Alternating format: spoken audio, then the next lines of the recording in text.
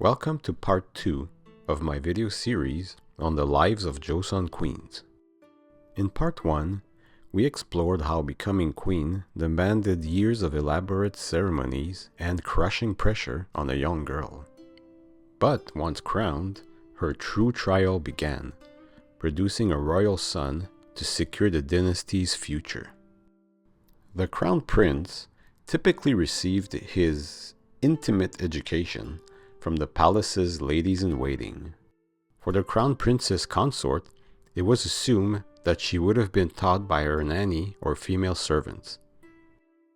The queens practiced fetal education, taegyo, a deeply held belief that a mother's thoughts, emotions, sights, sounds, and even diet directly shaped the character and health of her unborn child. During pregnancy, a queen was expected to maintain absolute purity of mind. She would avoid anything disturbing, ugly, or immoral, refrain from hearing gossip or harsh words, and steer clear of impure foods or places. Every effort was made to surround herself only with beauty, harmony, and virtue, all in the hope of giving birth to a wise, strong, and morally upright son who might one day rule the kingdom. When the queen's pregnancy was confirmed, a delivery office would be established in the palace. Around a month before the expected delivery, the delivery office would be staffed by royal male doctors, female royal doctors, some senior ministers, and so-called birthing bed supervisors. The unyo, female royal physicians, slept in shifts beside the queen, checked her pulse several times a day, and relayed coded reports to the male physicians through a bamboo screen or written notes, preserving strict Confucian separation of the sexes even in childbirth. Every utensil, blanket, and medicinal herb was meticulously recorded, and the entire area was sealed off to all but the essential personnel. This combination of medical expertise, ritual oversight, and intense secrecy reflected the enormous political weight placed on the safe delivery of a royal heir. Here's a detailed account of a royal birth by queens and royal concubines. The delivery room would be set up with many decorations and ritual items. The walls would be decorated with 24 red paintings that marked the 24 directions.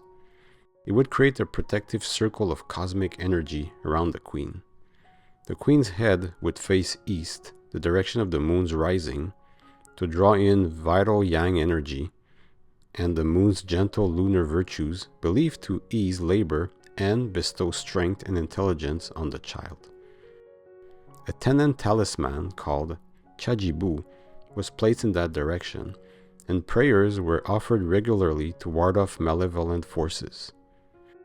The umbilical cord and placenta, collectively called tae, was kept after royal births. The wrapping for the tae was put in an auspicious direction, and another talisman, a hastened birth charm, was attached to the northern wall to provide a quick and safe delivery and prevent lingering spirits from following the newborn. The bed was made in layers. The bottom layer was made of rice straw. On top was placed empty straw bags covered with a woven grass mat. On the next layer was placed a wool cushion covered with oiled paper to catch blood and fluids without soaking through. White horse hide, covered in fine rice straw, was next put on the bed. An ancient Korean belief held that the horse's vitality and swiftness would ease delivery and grant the child strength. Silk was placed under the part of the white horse hide where the queen head would lie, and a flying squirrel skin put on top of the hide, its fur believed to bestow prolific fertility and the blessing of many sons. A royal doctor would then read the Chajibu 3 times. The bed was ready for the sacred moment of birth. Above the royal bed were placed horse reins for the woman in labor to grasp. A bell was attached to the reins to ring for help in case of an emergency. 3 9-centimeter nails were nailed outside the room to put away the birthing bed after delivery. Finally, with each new moon, the direction of the bed was ritually reoriented according to the lunar calendar and palace geomancers' calculations. This periodic adjustment renewed the flow of auspicious energy, ensuring that every royal birth took place under the most favorable cosmic alignment possible. When it was time for the queen or concubine to give birth, the Choesaengbu talisman was removed from the wall and burnt. The ashes were mixed in warm water, which is then drank by the soon-to-be mother. Drinking this infusion was believed to open the birth canal and speed safe delivery. When the labor process started, the queen grasped at ritual objects which are said to accelerate the birthing process.